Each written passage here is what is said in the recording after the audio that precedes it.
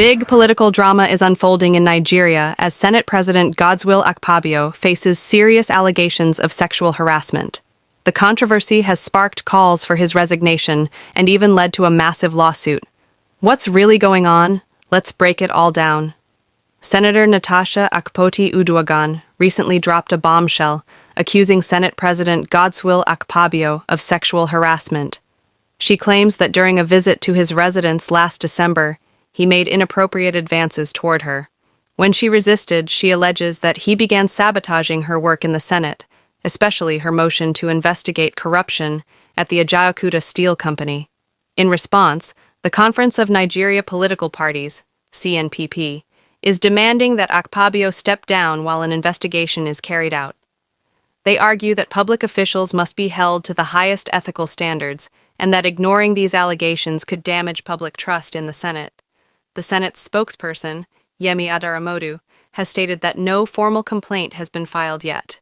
According to him, the Senate won't act based on media reports alone, meaning that unless a senator officially raises the issue, no investigation will take place. Not stopping there, Akpoti-Uduaghan has taken legal action by filing a 100 billion naira sexual harassment lawsuit against Akpabio, a move that is expected to intensify the controversy even further. As of now, Akpabio remains Senate President, and no official investigation has been launched. The pressure is mounting from political groups and civil society, leaving many to wonder whether this scandal will ultimately force him to step down. Many people do not know what I'm about to say, but I'm going to speak my own truth. And the Senate President is allowed to counter that.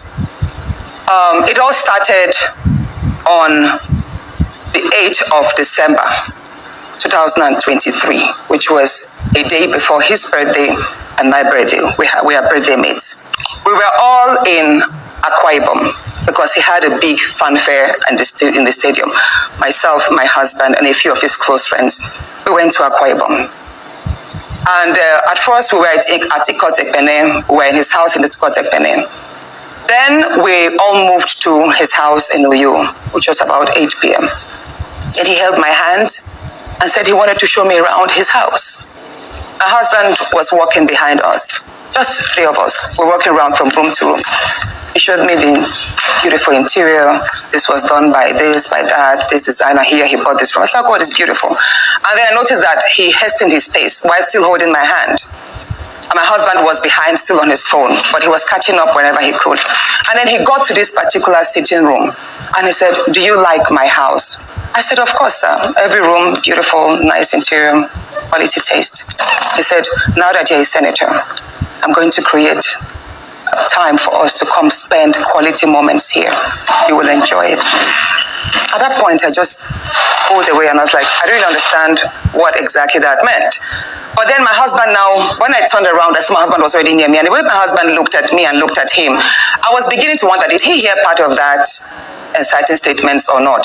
And then the Senate President too, I saw that he also had that thought, like, did my husband hear the invitation to treat or not?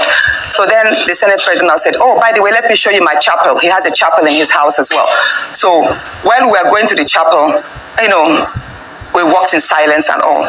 So that evening, before we left the Senate President's house at about 11 midnight to the 4 points in Ikot Ekpene. And my husband asked me, Natasha, what did the Senate President whisper to you? What's he telling you? I thought, should I tell him that he was speaking about bringing me in here at a special time for us to have a good time? Or should I just kill it there, wrap it as if there was nothing? Because tomorrow was a big day. I know how much my husband adores the Senate President. He loves him as a brother. My husband would do anything to support him. So I told my husband nothing. I can't remember what I created, but I just gave him some words to manage, to mask what was said. When we laid in bed, I lay to my right and my husband wrapped his arms around me and he said, my love, you know you can't tell me anything. What did the Senate President tell you? Again, I was like, don't you believe me? I said, many people do not know what I'm about to say, but I'm going to speak my... We knew the husband before the husband married her. We've always known the man.